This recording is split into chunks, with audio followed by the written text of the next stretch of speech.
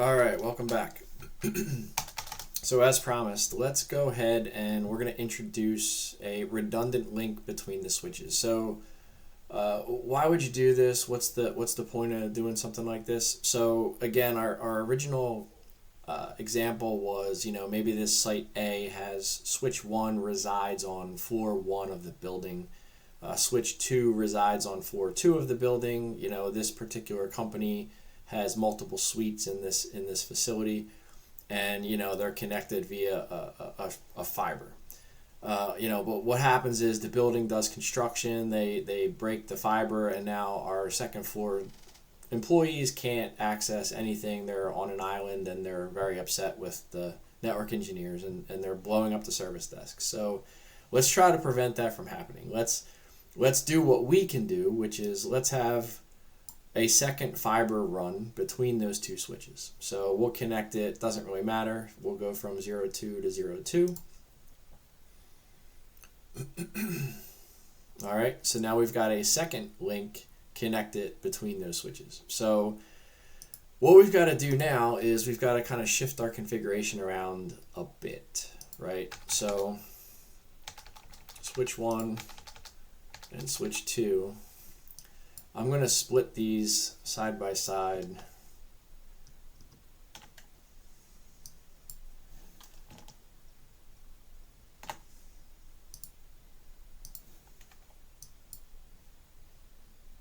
Okay, or not. I'll just leave it like this because I'd rather have you be able to see it than have the font be unreadable. So switch 1, we're going to go and so show interface status. And we can see that 02 is now in the mix. So first things first, let's hop over to him and let's just give him a description. A description trunk to a switch 2. Actually, we'll call it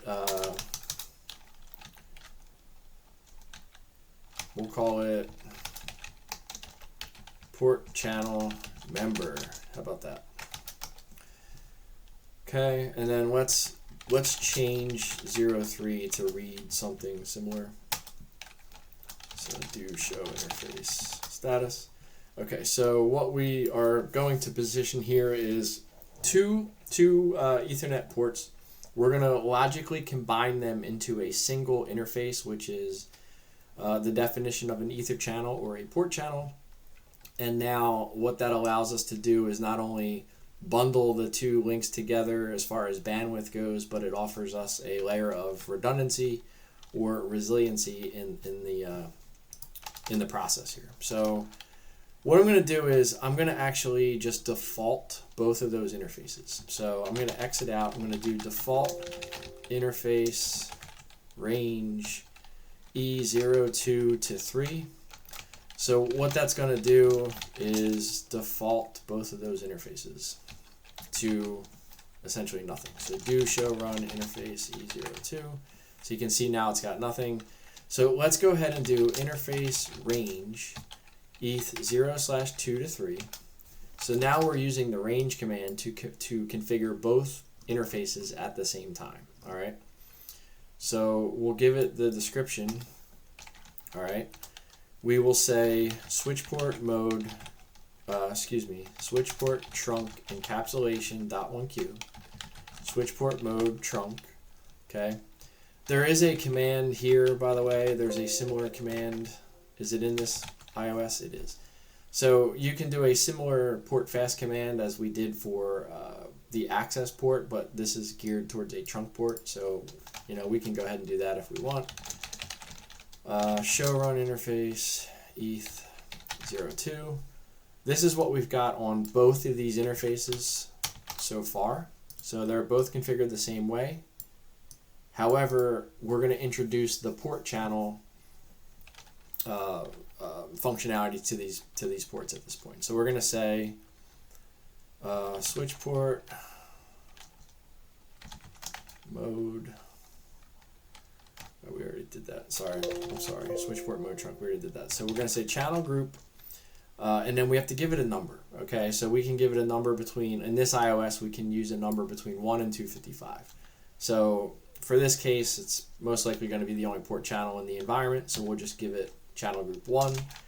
And then it asks you for a mode. So what mode is this ether channel going to operate in? When you're studying, you will learn about the various modes. Okay, so some of them will be geared towards link aggregation control protocol versus port aggregation protocol. So you'll learn that PAGP is Cisco proprietary and LACP is industry standard. So in my experience, most cases you're going to use LACP because you'll be able to create a port channel or an ether channel for that matter to some other device, Palo Alto, 40 gate, whatever, doesn't matter. So we're going to say channel group 1 mode, and we're going to just say active, okay? So when we type that, it says, you get an iOS message. It says creating a port channel interface, port channel 1, okay? So let's just look at the run of the two interfaces really quickly one more time. So you can see that it now adds the command to both interfaces, okay? It prompted a message up here. I'm not ignoring this, but it said ETH 02 and 3 have been suspended. LACP currently not enabled on the remote port. So what that's telling us is that we're on switch 1, right? We have not yet configured switch 2 to talk LACP, right? So the two are talking two different languages and they're not getting along right now. So we'll come over to switch 2 in a minute. But prior to doing that, there's one more piece to this puzzle. So if I do show interface status, you can see I've got this newly assigned interface now that did not show up before, and it's called PO1 or port channel 1. So the message that we saw up here, creating port channel 1, this is a result, okay? So what happens now is the port channel is an actual interface. So if I do show run interface PO1, all right, it's got the ability to handle configuration. Now the trick with port channels is that the port channel configuration supersedes the member interfaces, if you will, okay? So what that means is we need to incorporate these commands on the port channel, otherwise we're gonna have problems. So we're gonna go into interface port channel 1, okay? We're gonna say description, instead of saying member, we're gonna say this is the trunk, or this is the port channel trunk to a switch 2, all right? And then we're gonna say switch port switch port trunk encapsulation.1q, switch port mode trunk, switch port, spanning tree, port fast trunk, all right? Now if we look at the interface port channel 1, we should see that we've now got all those commands that we essentially were trying to do on the member ports, okay, on the port channel. With the exception of this, obviously, this is what makes the port channel. You don't have to put that on the port channel, so that's the only difference there. So the verification for this is show Etherchannel summary. So if we run that command, we can see the status codes that, there's the down, the P, whether it's a layer 3 or layer 3, or a layer 3 or layer 2 port channel. The one that we're interested in is a capital P. That means it's working and it's bundled in a port channel. You can see that right now it is a layer 2 capital S, that's D down. So it's a layer 2 port channel. It's currently down, and we can see that the LACP ports are in a suspended state based on these S's. So, and again, that's just because we didn't do switch 2 yet. So let's go ahead and hop over to switch 2, and we'll do the same thing here, right? So we'll do default interface range E02 to 3. So let's just clean those ports up. And then we'll say interface range ETH02 to 3. We'll say description, what did I say in this one? It was like member, no, up further. This guy.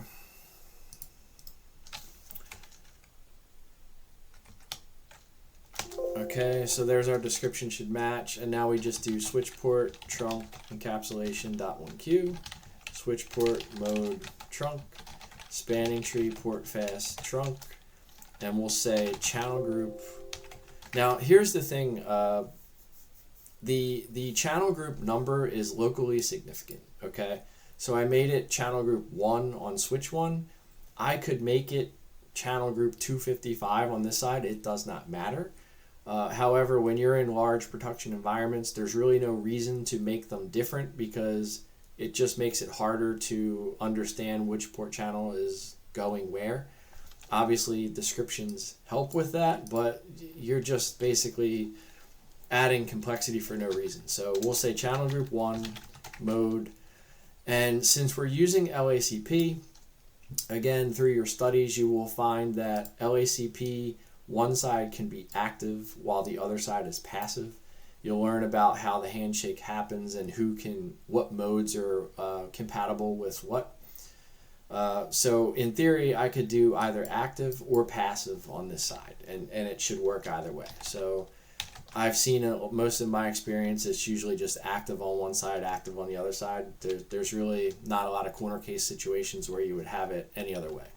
So I'll just say channel group 1 mode active. So we get the same message. It says, okay, I'm creating interface port channel 1. So now what we've got to do is go into interface port channel 1, and we've essentially just got to do show run copy or apply the same commands that we put on the raw interfaces minus the channel group 1, right? So we'll give it these two, this one, and we're going to say description. Let's just grab the description from this guy. Except he's going to go to switch 1, right? So switch 1. We'll end out. So let's see, before we verify anything on this side, let's go to switch 1, and let's run that show Etherchannel summary command. Okay. So what we see here is we see it's different now, right? So before we did the other side, it was switched down and they were suspended. Now we can see that it's switched up or in use, and then you see the capital P, which is the one I highlighted. That's what we were after. So in theory, right now the port channel is up and working. So if we show CDP neighbors, we can now see that we see switch 2 two times. We see him through 02 and 03 because those are the two member ports inside of that port channel. So it's kind of cool. You kind of get some validation there. And if we do show interface trunk, let's look at the difference here. So as before, it was just Ethernet 03, right, was the original link.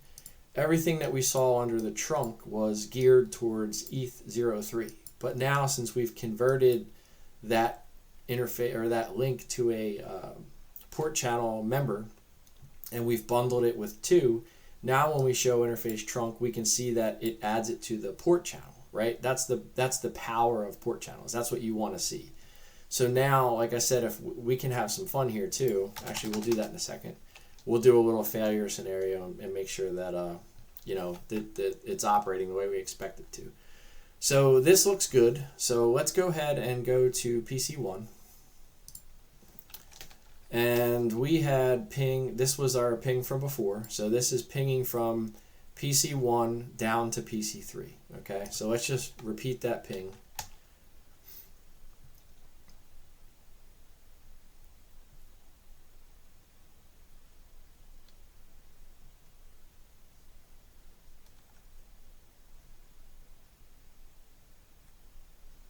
Go PC3 real quick.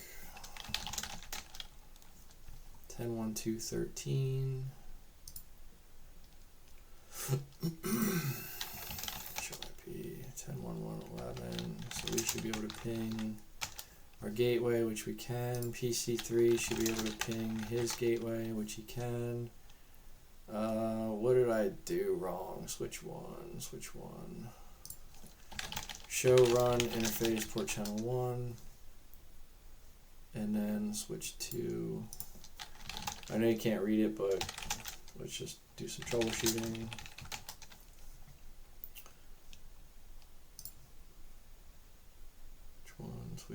switchboard, trunk. That's fine. The VLANs are there. The VLANs are 3, switch 1 doesn't have a 300, it's just on the trunk, that's fine. Yep, that's all good. Let's go back to PC1.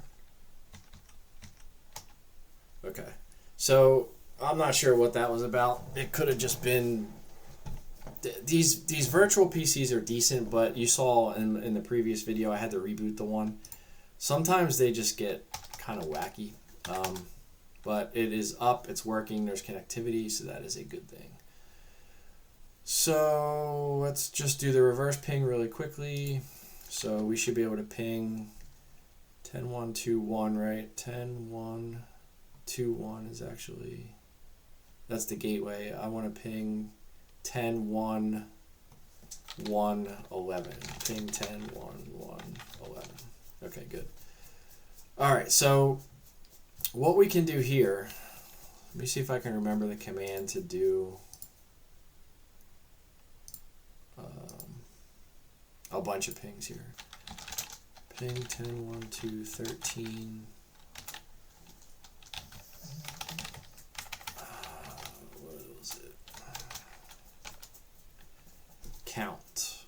So ping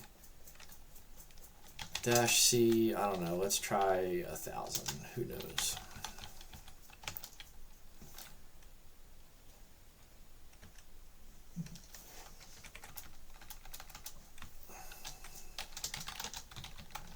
Okay, there you go. So PC1 is sending 100 pings to PC3. Let's hop on switch 1 real quick. All right. And let's go ahead and shut down Ethernet 0/3. That was our original link, right? So let's shut him down. So we can see we didn't drop any pings, okay? Pings are still happy. However, 0.3 went down. If we do show Etherchannel summary, we can see that we've effectively lost a member. So one of those fibers got cut. The building's doing work. They took a pair of scissors, they cut our fiber in half, and yet our second floor employees are still happy and they're still able to work, which is exactly what we want, right? So let's go back to switch 1 and let's no shut that interface. So let's bring it back into the mix, right? Let me move this here because I keep clicking on the wrong thing, and let me put the switches together, and let me put this over there. Okay, perfect. So the pings are still going even though we brought that member back in service, right? So now we can see he's back in service. We didn't know the wiser, everything's still pinging just fine, right? All right, so that is a port channel or an ether channel in all its glory.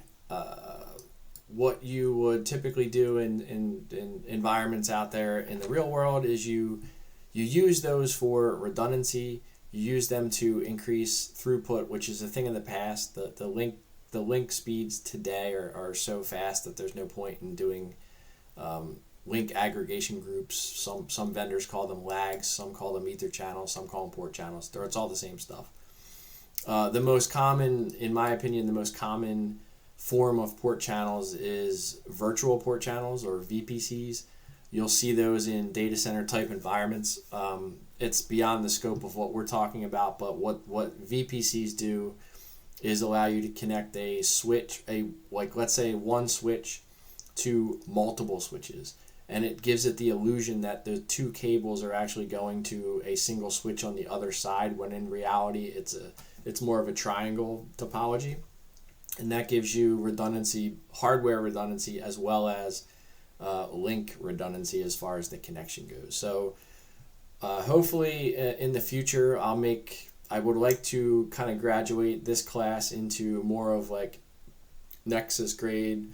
I can use the Nexus 9KVs and do that in Eve, and start to do more data center topologies and do some really cool stuff, like maybe some VXLAN, something like that. So For this particular kind of track, if you will, we're focused more on like your basic CCNA level type things, maybe touching upon some CCNP stuff, but hopefully, you know, in the future I'll have some time and we'll put together some cool videos with Nexus, and you can see the difference there. So I'm gonna pause it here.